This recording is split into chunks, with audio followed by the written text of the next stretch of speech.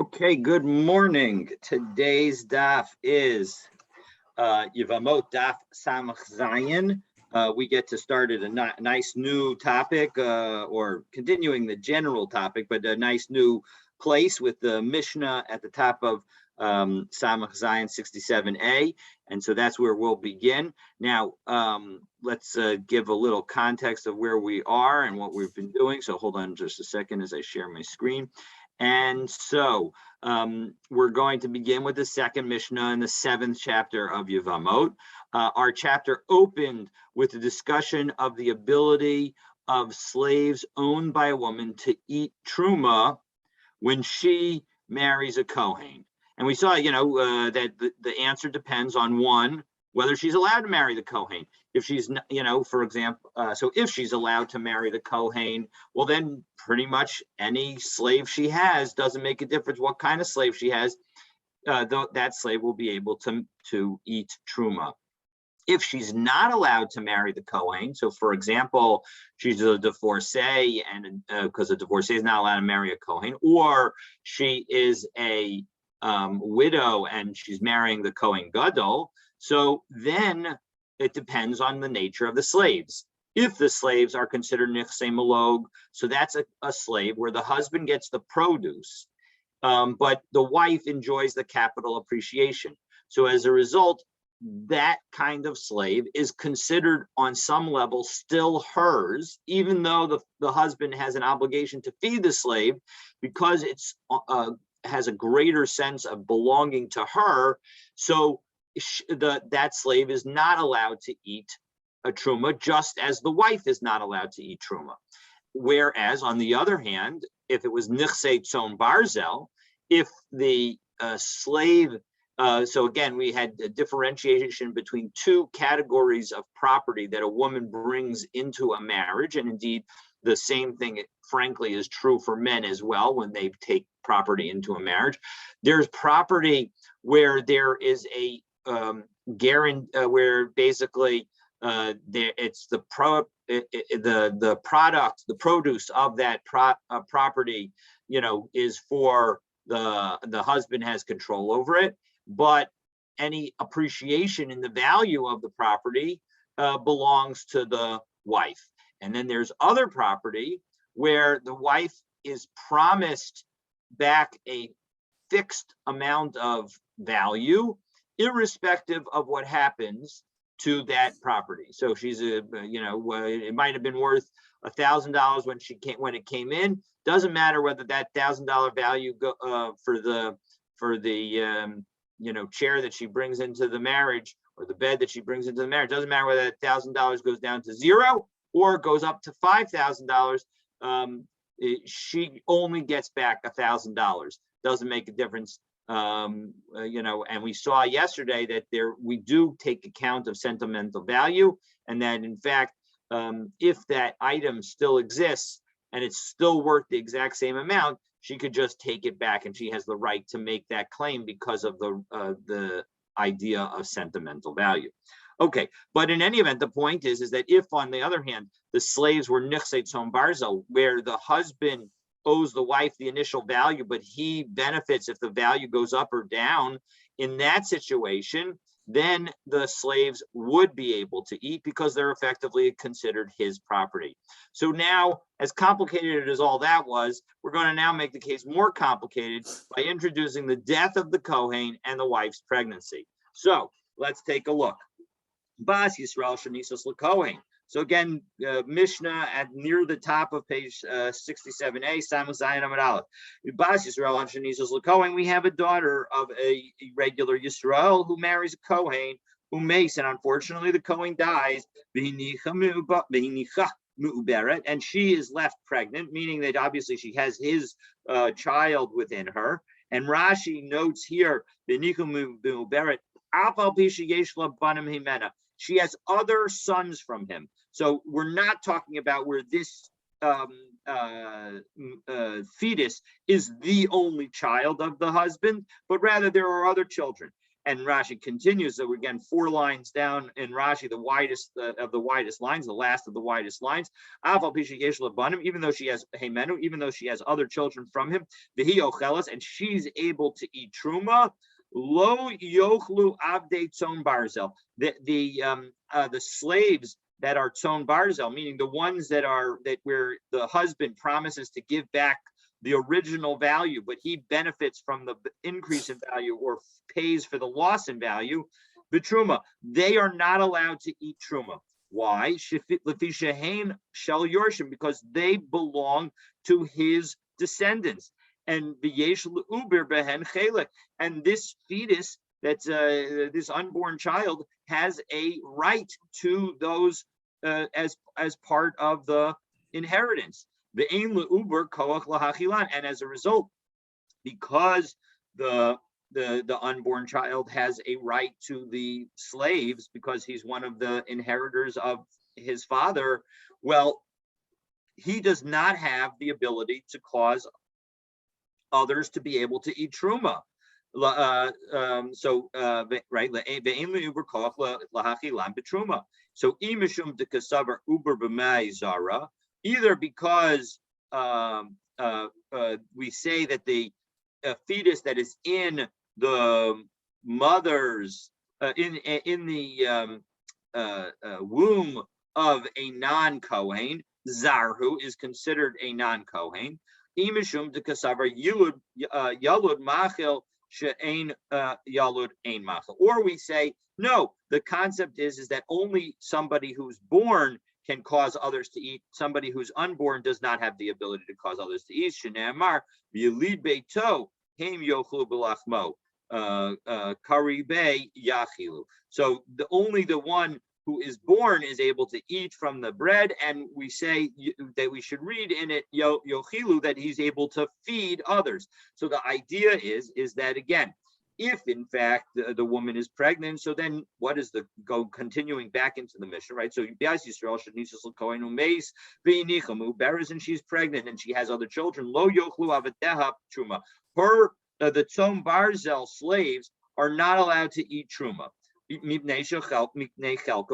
because of the unborn child's portion in those slaves. Sha'ubar posel, because the concept is that the unborn child prevents others and disqualifies others from eating truma, as in this case, and he does not enable others to eat truma. So Rashi and Tosfos disagree about exactly what we're talking about in those cases. Tosfos, wanting to talk about slaves as much as possible, focuses on the slaves and says that the first case, Uber Posel, is this case that the slave is no longer able to eat. But Einumachel refers to the mother, because the mother's not able to eat as a result of an unborn child. You need to have descendants. Again, just as a background, the rules are as follows.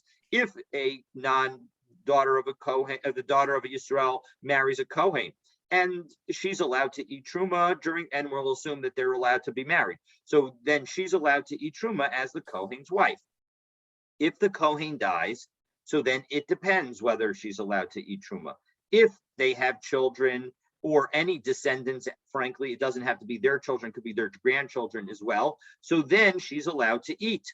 And even if those grandchildren are not even Kohanim, as we saw earlier, so she'd be allowed to eat. How could they be a non-Kohen? Well, the simple answer is that if they have a daughter and that daughter marries a Yisrael, well, then those grandchildren will be non-Kohanim. So and if that in fact happens, even if that daughter dies, that non-Kohen grandson, and frankly, we saw that even if that grandson is a mamzer, we would allow the mother to the grandmother to continue to eat truma. So that's one category. On the other hand, if the Kohen and the Bas Yisrael and the Kohen and the daughter of a Yisrael do not have any children, well, then she's not allowed to eat.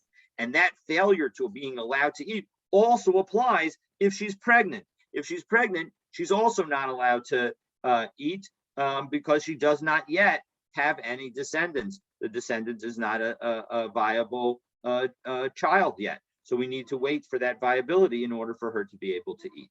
So in any event, So Tosfos says that that's the situation. That again, that when it says sha'ubar posel is referring to a slave. But of course, the second one, it doesn't make any sense. The Eino Machel can't be about the slave because it already was posel the slave. So Eino Machel refers to the mother, that the mother's not, the wife is not, the widow is not able to eat as a result. Rashi, though, says both of the cases are talking about the widow herself. An unborn child disqualifies others to eat. That refers to a Kohen who's married to a Yisrael. So on the other hand, right, the daughter of a Kohen who marries Yisrael. So let's go through those laws just as background again. So daughter of a Kohen is allowed to eat truma while she's growing up. Then she now marries a non-Kohen. As soon as that marriage happens, so she's no longer allowed to eat truma. Now the husband dies or they get divorced. If she has no children, she goes straight back to her father's house and is allowed to eat truma again. If, however, she has children, or even if she's pregnant, then she's still no longer allowed to eat. She doesn't go back to her father's house, and she's no longer allowed. Remains not allowed to eat truma. So those are some background pieces to understand this case. So again, the daughter of a Yisrael marries a Kohen. The Kohen dies. She's pregnant, and the slaves are not allowed to eat truma. And all of that is divrei Rabbi Yossi. That's what Rabbi Yossi says. So Amru Lo, the others said to him, Me'achar sheha'ad talanu al bas Yisrael lachohen, af bas Kohen lachohen.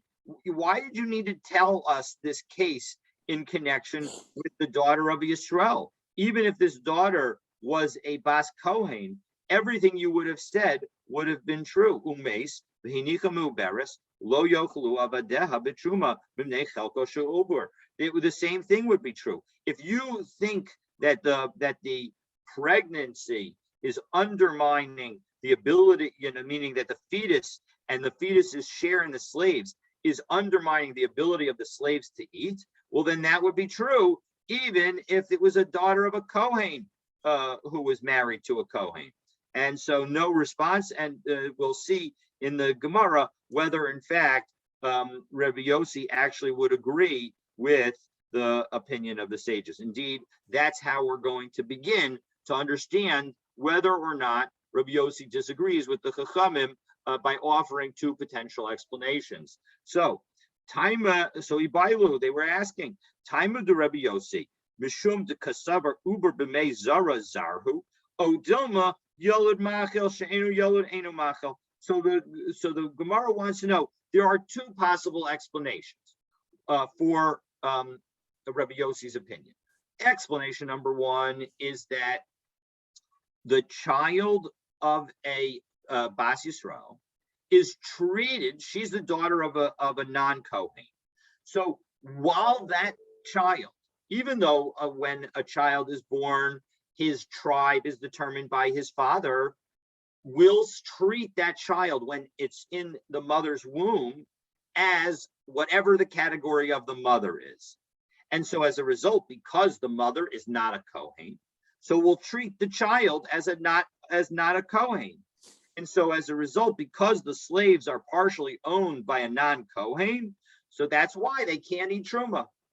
So, and the alternative opinion number two, is no, it has nothing to do with the status of the mother. What all that matters is the fact that the child is unborn, and an unborn child cannot entitle others to eat truma. Unlike a born child can, but an unborn child can't. And so since the slaves are partially owned by somebody who's unborn and therefore not able to enable others to eat truma, so therefore they can't eat truma. So l'may nafkamina, what difference does it make? So the difference that it makes is l'ubar b'mei kohenes. Exactly the case that the sages, the other opinion in the Mishnah responded to Rabbi Yossi. They asked him about, well, what about this case? Shouldn't you say the same thing in that case? Clearly, the second opinion in our Mishnah felt that what was really going on is all about whether or not the infant is born or not. When it's unborn, it can't entitle others to eat. When it is born, it can. And so as a result, therefore, even if the mother is a bas kohen, then which is the definition of a kohenes, even if she's a bas kohen, so that's going to prevent the slaves from eating. However, on the other hand, if what matters is the status of the mother, and if the mother is a bas kohen, then while the child is in the womb, we'll treat the child as a kohen. And if the mother is a non-kohen, we'll treat the child in the womb as a non-kohen. Well, then the mother's status does make a difference as to whether the slaves will be able to eat. So what in fact do we say is the rule? So Amar Rabba Hainu time of the Rebbe Yossi. I believe that this is the reasoning of Rabbi Yossi. I actually think that the first explanation is the right explanation. Rabbi Yossi Amar, no, that's not the right explanation. Yalud machil she'ein yalud eino machil. I think that the right explanation is whether or not the child is born.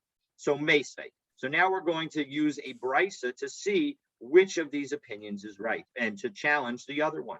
Amrul Rabbi Yossi, they said to Rabbi Yossi, Me acher sheha'ad talanu al bas Yisrael lechohen, bas kohen lechohen mahu. What's the rule about the daughter of a kohen marrying a kohen? So, in other words, in this brisa that we're citing, we're going to have Rabbi Yossi respond to the opinion that was mentioned of the sages when they said to him, well, what about, shouldn't the same thing apply to a bas kohen? So Amar lahem zu shamati v'zu lo shamati. So Rabbi Yossi says back, listen, I heard this law, but I didn't hear that law, so I don't know the answer. So amra bishlama ubar b'mei zarhu. Now, if you say like Rabbah that the child within the womb is treated like the mother, that is why Rabbi Yossi responded, I didn't hear the law in that case, because you couldn't derive the law in that case from the law in the first case. But what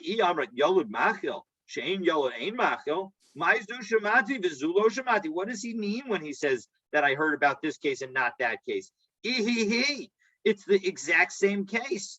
So Kasha, yeah, in fact, it's difficult to understand how we can say that given this brisa, how Rabbi Yossi could say that Rabbi Yossi believes in Yalud Machel She'ein Yalud Eino Machel. Okay, so we've now seen that most likely, although not a definitive proof, we said only Kasha, not Tiyuvta, but we have it seems like Rabbi Yossi would say that the basis for his opinion is that we treat the fetus like the mother. So Amar Rav Yehuda Amar Shmuel Zo Divrei Rabbi Yossi. So we have another brisa that is going to suggest a different viewpoint. So Rav Yehuda says that this is what Rabbi Yossi says. Aval Chachamim, and we don't actually hear what Rabbi Yossi says, but it seems like it's an excerpt to get the additional opinion. Aval Chachamim Omrim. Now we are going to have a different chacham. So in our Mishnah, the chachamim said that they were sort of asking a question and suggesting that the same rule should apply for a bas kohen. But now we're going to see a different view, a third viewpoint. So aval chachamim omrim yesh lo banim ochlim mishum banim. That in fact, if there are children, right? So then the slaves are going to be able to eat as a result of these children, and we're going to explain how that is.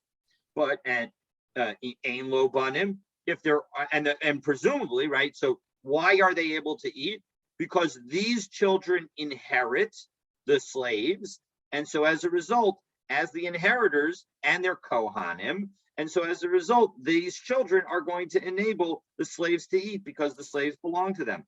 Ein lo banim. If they don't have any children, oklu mishum achim. Well, then the brothers of the deceased kohen is going to be able to cause the slaves to eat.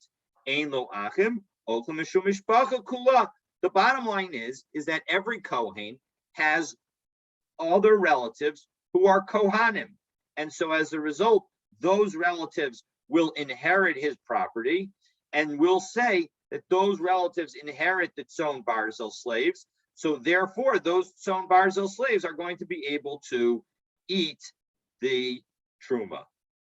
So Zo, when we started this statement of Rabbi Yehuda in the name of Shmuel, we said, Zo Divrei Rabbi Yossi. These are the words of Rabbi Yossi. So the implication of that, or at least the supposition of the implication of that, is below spherulite, that actually Rabbi Yossi does not, that Shmuel does not in fact agree with Rabbi Yossi. But Ha'amar le Shmuel Rav Chana Bagdasa, but we have a statement where Shmuel said to Rav Chana, either Bagdasa could mean that he was from, Rashi says that he was from Baghdad, or Bagdasa means that he was an expert in teaching Agada. But in any event, whoever it was, Shmuel said to him, Puk aiti li beyasara, go get me 10 people. Because I want to tell you a very important halacha in front of them. Kana, that if one gives a possession to an unborn child, to a fetus, that unborn child can acquire that possession. Ooh. So in second, that's very important for our analysis, because if we were to say that the unborn child, that Shmuel says that an unborn child has no ability to take property, well, then that would be very consistent with the sages, with the Chachamim in the statement that Shmuel made, because they all say that it doesn't make a difference that the mother is pregnant, as long as the Kohen has other relatives, and all Kohanim have other relatives. So then those other relatives enable the slaves to eat the Tzon Barzel slaves to eat, because those Tzon Barzel slaves belong to the Kohen. And so, and we don't have to attribute them to the unborn child. But on the other hand, if in fact as we just said, Shmuel believes an unborn child has the ability to take ownership of something, well then don't we have a problem? Because that would suggest that Shmuel agrees with Rabbi Yossi. So Ella zo svirulei, zo usvirulei. So really, when it says zo divrei Rabbi Yossi, what Shmuel is saying is that he agrees with Rabbi Yossi, because clearly he agrees that a unborn child can take possession of something. So my kamash malan. So then what in the world is he trying to tell us by telling us about the Chachamim and that there's another opinion? He clearly disagrees with that opinion. Depligi Rabbanan Ale de Rabbi Yossi, umi pligi. 1 second. If you're telling us that there are rabbis who disagree with Rabbi Yossi, are you really saying that? Is it really true? Baha'amar. So this word masiv actually gets taken out by the Bach, and he changes it to a Baha'amar because it makes a lot more sense that way. Baha'amar Rabbi Zakkai. Didn't Rabbi Zakkai say Zo Edus Heid Rabbi Yossi Mipi Shmai V'Avtalyon, that Rabbi Yossi himself attested that the law that he was teaching came directly from the mouths of Shammai and Avtalyon, Behodulo, and everybody else, all the other rabbis, agreed with him that Shammai and Avtalyon were the ones who taught this, and Shammai and Avtalyon were the Av Beis Din and the Nasi, and therefore they were the classic disagreeers, and they were the forerunners of Hillel and Shammai, and the fact that everybody agreed seems to suggest that all agree that Rabbi Yossi's ruling is correct. So Rav Ashi, and so as a result, how could you understand that what Shmuel is saying is that there's somebody who disagrees? It seems like there's no one who disagrees. So Rav Ashi explains, Mi Katani v'kiblu? No. When they say, what did the sages say? The sages said the hodu. They admitted that what he's saying was true, but they didn't say v'kiblu. They may have agreed to that what he was saying is true, but they were not accepting the teaching as being the halacha. The hodu lo katani. Behodulo Katani. It says that they admitted to it.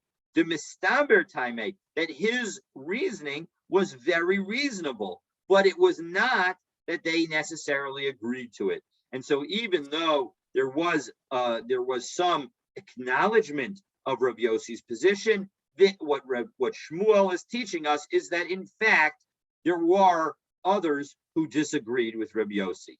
Okay, so now that we have that, we're going to now teach a brisa that just basically goes through everything in a little bit more detail and gives us some additional opinions, specifically the opinion of Rabbi Shimon bar ben Yochai. So, Tanu Rabbanan, the rabbis taught in a brisa, Hiniach banim, if a Kohen left sons, and we're talking about a situation where the widow was not pregnant. Elu ve'elu ochlim, doesn't make a difference what kind of slaves they are, whether they're Malog slaves or Tzom Barzel slaves, they get to eat truma. Okay, the Malog slaves get to eat truma because they are considered because the wife has descendants, so the wife's allowed to eat truma. So her slaves are allowed to eat truma, and the Tzom Barzel slaves are allowed to eat truma because the deceased Kohen's inheritors, who are Kohanim, inherit those slaves, and then they're allowed to eat truma because they're the property of Kohanim. Now, on the other hand, case number 2, if the wife is left pregnant without any children, well, then in that case, none of the slaves are able to eat truma. The Malog slaves are not able to eat truma because the wife can't eat truma since there are no living descendants. And the Tzom Barzel slaves can't eat truma because they will be inherited by the fetus, and the fetus can't enable them to eat truma. So no slaves would be able to eat truma in that situation. Hiniach banim v'hinicha meuberet. So what happens if she both has children and she's pregnant? So avdei malog ochlen kedarach shehi ochelas. Well, the slaves that are the Malog slaves, they get to eat truma because she gets to eat truma because she has living descendants.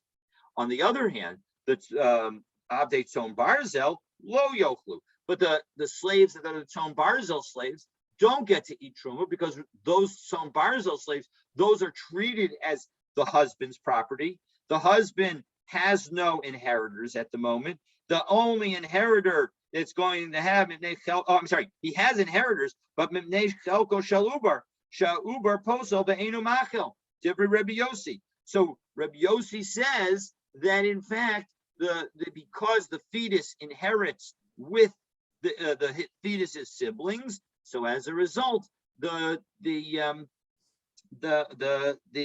slaves that would be inherited from the husband who passed away, they don't get to eat truma. So the slaves that she owns get to eat truma because she has descendants, but the slaves that he owns, because and that includes her Tzom Barzel slaves, where she only gets the money back of the slave's initial value when they came into the marriage, but not any appreciation or depreciation. That doesn't go to her.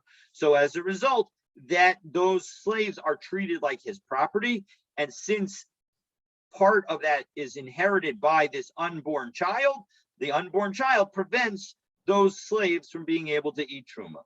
That is the teaching of Rabbi Yossi.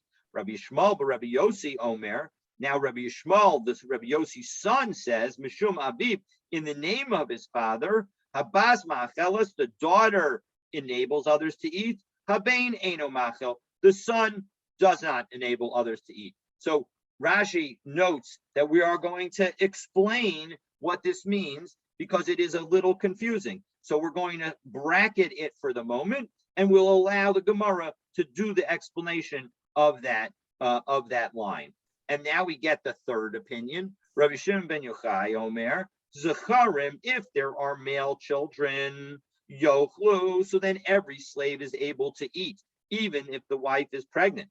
Kulan Nikevos, if there are only daughters, well then Lo Yochlu, and then the slaves are not able to eat if the wife is pregnant, because Shema Yimatzi Uber Zachar, because maybe the child will be male. Ve'ein levanos b'mkoma bein klum. And you'll end up that the daughters get no inheritance whatsoever. And so all the inheritance will go to that male child, and that male child will therefore is in utero, and a child in utero does not allow others to eat truma.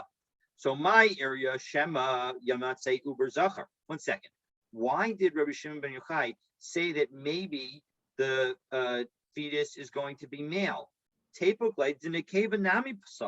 Even if the fetus ends up being a girl, because she will share in the inheritance with her sisters, that would still result in the slaves being disqualified from eating truma. So chada va'od kamar. Yes, in fact, really, when when Shimon ben Yochai was teaching this, he was teaching it in the style of one and another. This is true, and that's true. And so, what does it mean? Yes, in fact, if she were to have a daughter, any slaves would be disqualified from eating truma. And indeed, maybe the child will be male. And then the daughters would get nothing. And so as a result, it's clear that you're not going to have any opportunity. Zecharim. So now what about the first teaching of Rabbi Shimon ben Yochai? So Zecharim yochlu. So the children, if there are male offspring, the slaves are allowed to eat truma. Well, 1 second. In the second half of Rabbi Shimon ben Yochai's statement, so the statements seem to indicate that the unborn child got a share in the slaves and prevented them from eating truma. So why don't we say the same thing applies when there are male offspring?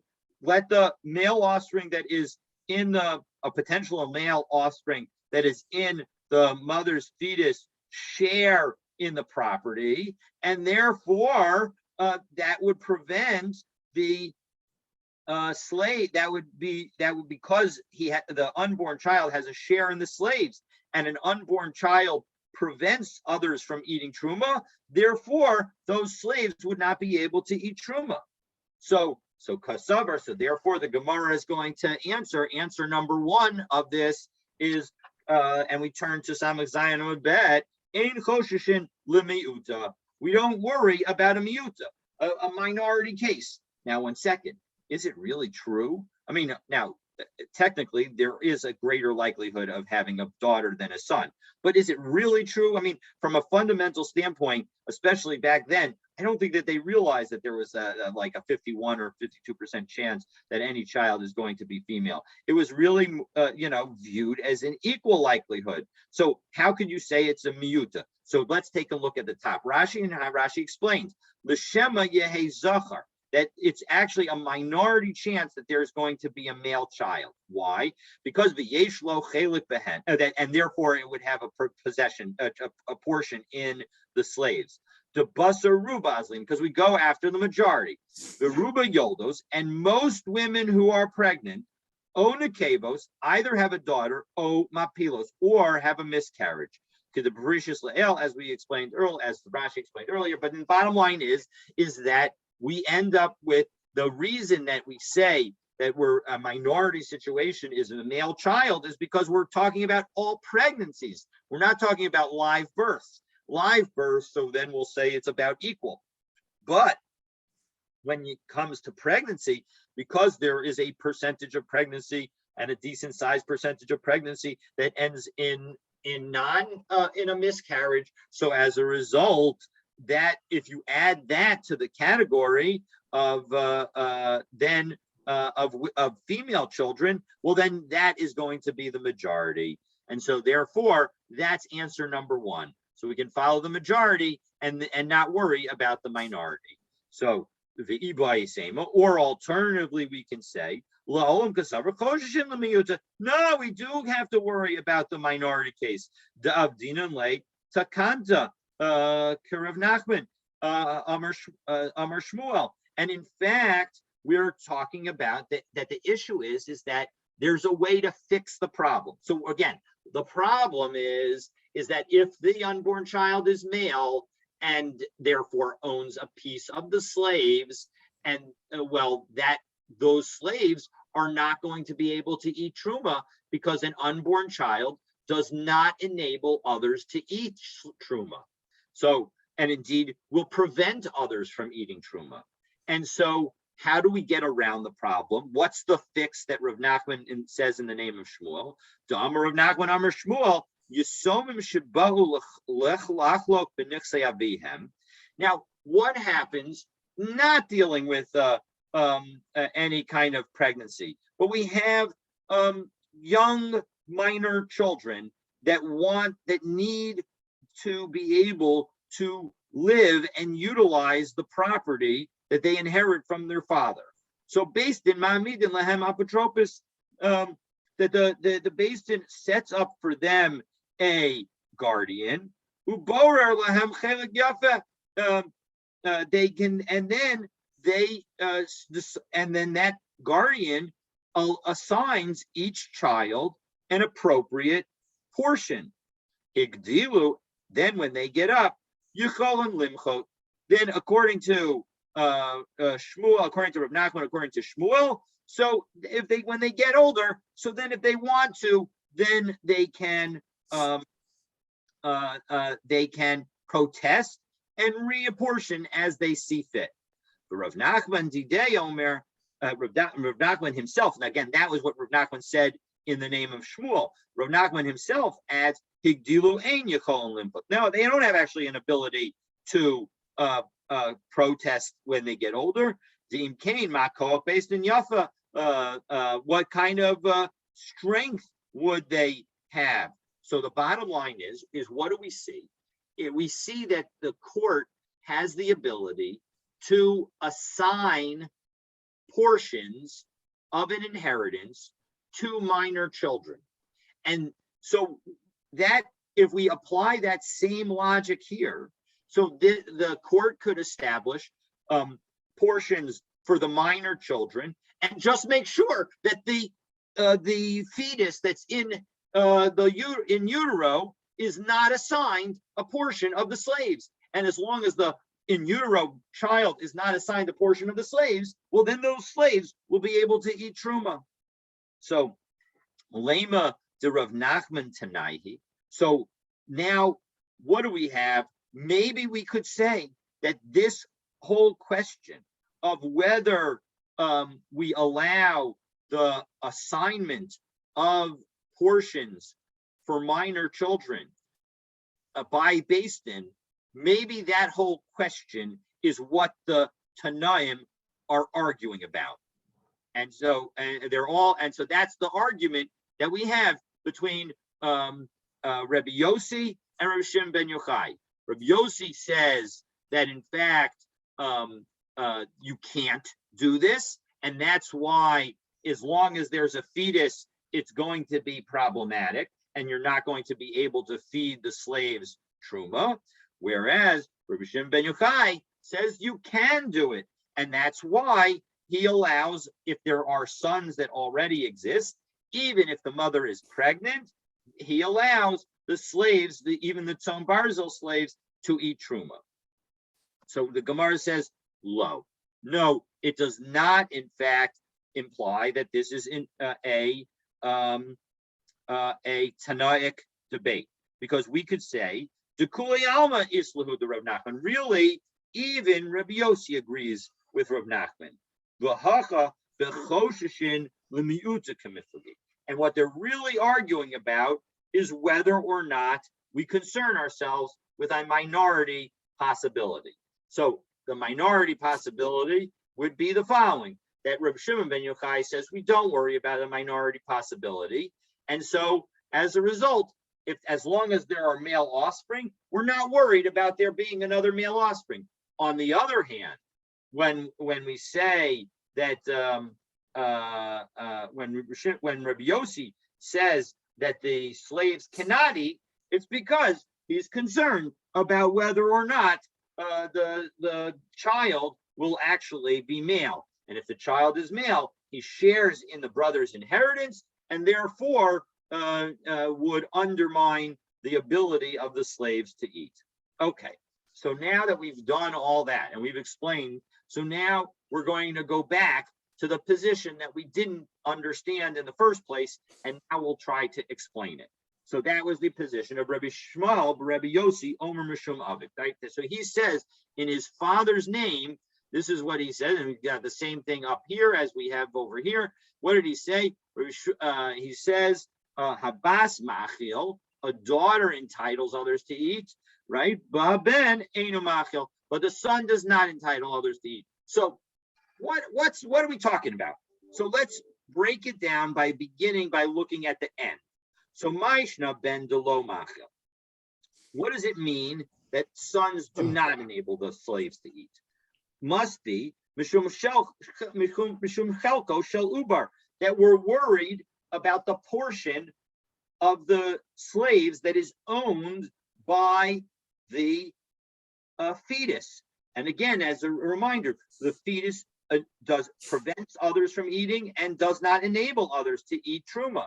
And so as a result, because the fetus now has a share in these slaves, so as a result, that's going to be the thing that prevents them. But Maishna ben de lo machel mishum chalko shel uber basnami lo tachel b'mnei chalko shel uber. Well, and second, if that's the case, well, then what's the difference between a daughter and a son? Both cases, the unborn child should, the portion that the unborn child has in the slaves should prevent the slaves from being able to eat. So we're going to have two answers. Answer number one is offered by Abaye, and we're going to go through that answer and eventually reject it. So let's take a look. So Abaye says, actually, what we're talking about is the following. We're talking about a situation where there is only a minority, only a small amount of assets. Now, in order to understand this case, we have to teach a principle that the rabbis have adopted in order to make sure that daughters don't lose out. And that is the following. Although daughters do not inherit, their brothers, until the daughters get married, are when their father has passed away, the brothers are responsible for feeding them. And that responsibility for feeding them even requires them to sell every asset in order to feed them. So the bottom line, and now every asset that they inherit from their father. And so as a result, if we're talking about a small inheritance, well, then that could explain the situation. Who could go into Ika ben Bahade Bas. So, and we're talking about a situation where when there are daughters, there's also a son. So, manafshach. So in that situation, because the daughters are going to effectively get the entire estate, so then if there's a son, it doesn't make a difference what the story is going to happen. Manafshach. Ihaim d'ma'abra benhu, if the infant, if the fetus that is unborn turns out to be male, lo adif mahayg dekai, then he's no better than the other son who's alive. Meaning the other son is technically going to inherit, but he doesn't actually get anything because all of the money associated with the estate is going to be needed to feed the daughters. And so as a result, those daughters are the effective owners of the entire estate. And so as a result, those daughters can enable the slaves that they are inheriting to eat, because they, even though they don't biblically get an inheritance, because the rabbis basically have given them the estate because they get fed before the brother gets to take really any of the estate. So as a result, the daughters inheriting of slaves and now enable those slaves to eat. And if we get another brother in the world, so meaning that the mother who's pregnant has a second son, well, that doesn't change anything. The daughters are still going to be the ones who take the entire inheritance. And Ibasi, now if she's a daughter, Amai Achla, why do the daughters all get to eat? They all get to eat, but takanta de Rabbanan, because of a takana that the rabbi said that we're not going to allow the brothers to starve their sisters, but rather they have an obligation to use every asset in the estate to feed and enable those sisters to survive. So but that decree was only done for the benefit of the daughters who were living. So this daughter who eventually gets born had no benefit. She doesn't inherit. It's not an inheritance in any event. It's just an assignment. And that assignment is only for those who are living. So that now explains how we can understand Habas Machil, meaning the daughters enable the slaves to eat, because we're talking about a situation where the slave is one of the few assets. The daughters are going to need the slave in order to be able to feed themselves. And so the daughters are the effective inheritors of the slave. And because they already exist and they're the daughters of a Kohen, they can cause the slaves to eat truma. But the problem is the following.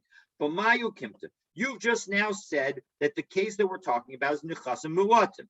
But Ema Seifa, what about the end of Rabbi Yishmael Rabbi Yossi's statement? Shema Yimatze ha'uber zachar. Maybe the child will be male. The ein levanos b'makom ben klum, and they'll have no inheritance whatsoever. Adarabba, the chasim muatim debanos ninhu.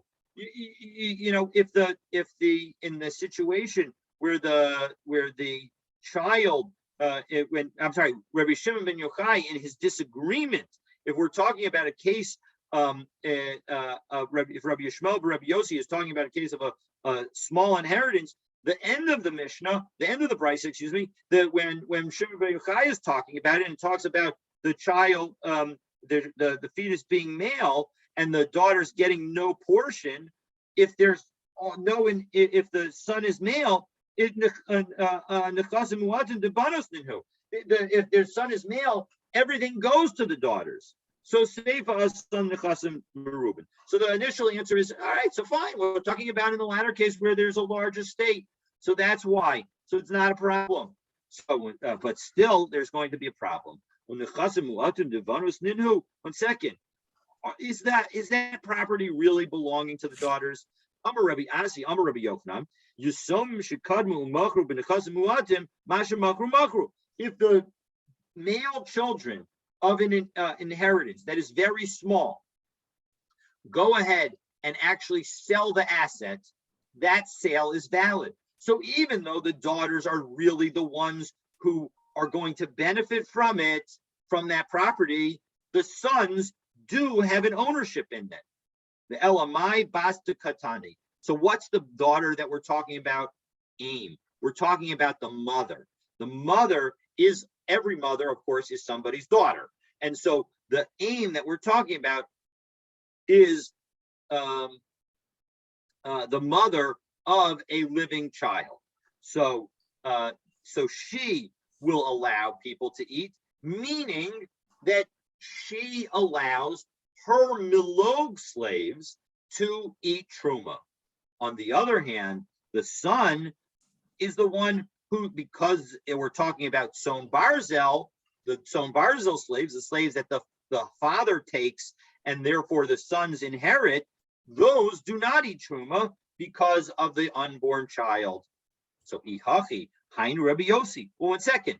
Well, then what Rabbi Yossi, Rabbi Yishmael Rabbi Yossi says is exactly what Rabbi Yossi says. Well, Kula Rabbi Yishmael Rabbi Yossi Katanila. Yeah, in fact, that's exactly what he said. He said, I was saying it in the name of his father. So the whole statement of our Brisa is in fact taught by Rabbi Yishmael, the son of Rabbi Yossi, and it's all Rabbi Yossi's opinion. And so he's just summarizing the opinion for us. And that opinion is that the mothers can, because the mother has other children, so she's allowed to eat truma, so her nichsei malog slaves are allowed to eat truma. On the other hand, because she has an unborn fetus inside her, when it comes to the nichsei Son Barzel slaves that are effectively the inheritance of her living sons, but they're also the potential inheritance of her unborn child. And because of the unborn child, those nichsei Son Barzel slaves are not allowed to eat truma. So now that is that Mishnah and the Gemara associated with it. We'll now just quickly go through the next Mishnah, and that will set us up for tomorrow, because we're going to go through each of these cases in greater detail. Now, what are these cases? These cases that we're about to discuss are all cases in which we're going to differentiate between the daughter of a Kohen and a daughter of Yisrael. A daughter of a Kohen, of course, when she's a child, is able to eat truma. A daughter of Yisrael, when she's a child, of course, cannot. A daughter of a Kohen, when she marries a Yisrael, can no longer eat truma. A daughter of a Yisrael, when she marries a Kohen, now can eat truma.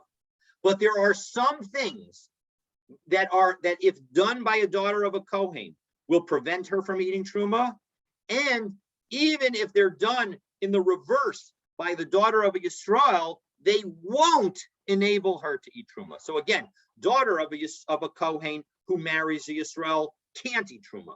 Daughter of a Yisrael who marries a Kohen can eat truma. So you can see the opposites there.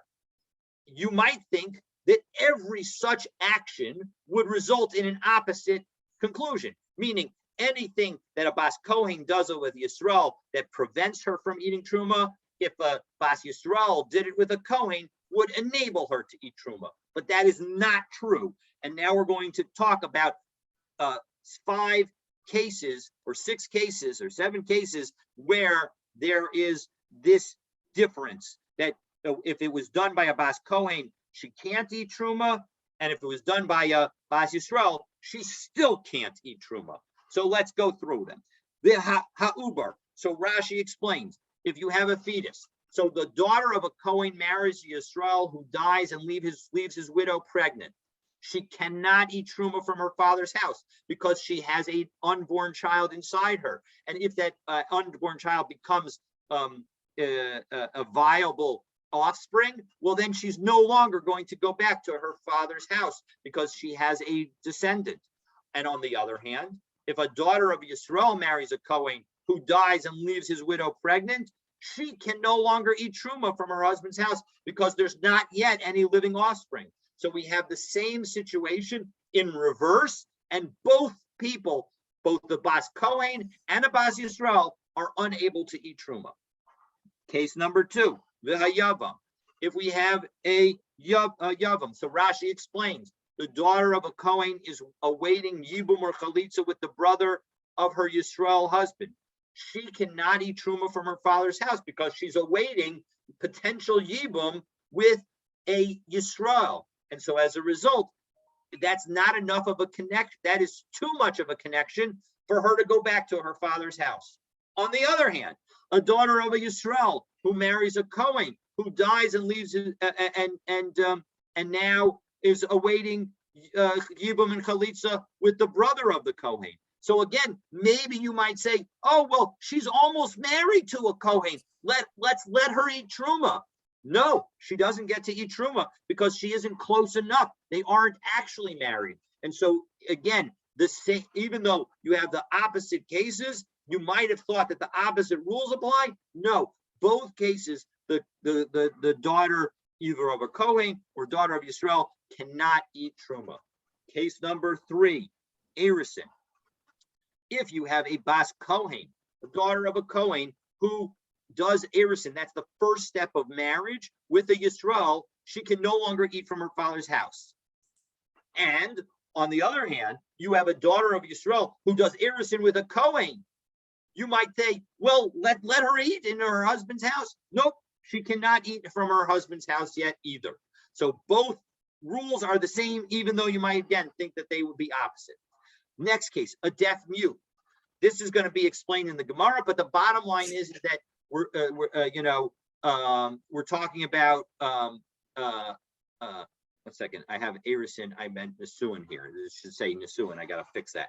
So the issue is that when we're talking about full marriage with a deaf mute, and as we saw it earlier, but we'll see it again in the Gemara, that marriage is only a rabbinic marriage. And so as a result, it's enough to take a Bas Kohen out of the category of being able to eat truma from her father's house, but it's not enough to put a Bas Yisrael who marries a deaf mute into to the full status of a Kohen's wife, and so as a result, she would not be allowed to eat truma.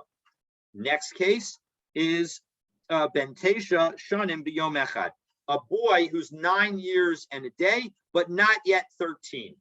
And the key is we saw that young man is not able to engage in or there's a question about their ability to engage in marital relations, and so as a result, we're going to explain it in the Gemara, but the bottom line is that marriage is enough to take the Bas Kohen out of the category of eating truma, but not enough to put a Bas Yisrael into the category of eating truma. Okay, and then similarly, if there's suffix shehu ben tesha shanim b'yom echad, suffix she'eno, if there's uncertainty about whether he's 9 years in a day, or suffix hevi shtei saros to suffix shelo hevi, or there's a question whether or not he's actually reached the age of maturity with having grown the necessary hairs in order to indicate that he's an adult. So again, those situations also would would prevent a Bas Kohen from continuing to eat truma, and not enable a Bas Yisrael who's marrying a Kohen to eat truma. Now we're going to have a separate case that we're going to talk about. We referenced this case earlier, but now we're going to see it inside. Nafal habayas Allah ba'al bas achiv. You have Ruvain, who is Ruvain and Shimon. Ruvain marries Shimon's daughter Dinah, and now and Ruvain is also married to Rachel. So now, unfortunately, Ruvain and Dinah are in the house together, and the house falls on them. Nafal habayas Allah ba'al bas achiv. The house falls on Ruvain and Dinah. The Eza mate Rishon, and we don't know which one died first. Now, why does that matter? Because if Ruvain died first, well, then there's no Yibum or Chalitza that would apply to Shimon, because Shimon's daughter Dinah was married to Ruvain, and so as a result, there's no Yibum or Chalitza in that situation. Even with Dinah's co-wives, there's no opportunity. We just say the whole situation goes away. And so, on the other hand, if Dinah died first, then if Dinah died first,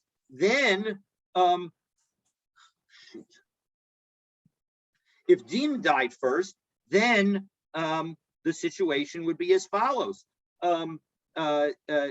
Ruvain would be married only to Rachel, and now Ruvain dies again without children, and so Rachel is able to do Yibum with Shimon, and so as a result, the whole concept of Yibum and Chalitza would totally apply.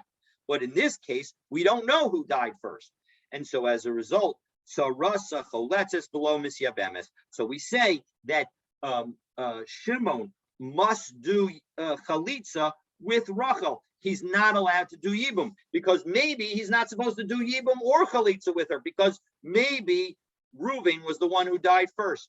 And so as a result, we just do Chalitza, and we say that that's it. So now, again, all of these cases, all these cases except for the last one, were all situations where you had the same rule for a Kohen and a Bas Kohen and a Bas Yisrael, that effectively they were not going to be able to eat Truma. And we are going to go through them and explain their citations and understand them all in more detail, God willing, tomorrow. So I wish everyone a Shabbat Shalom.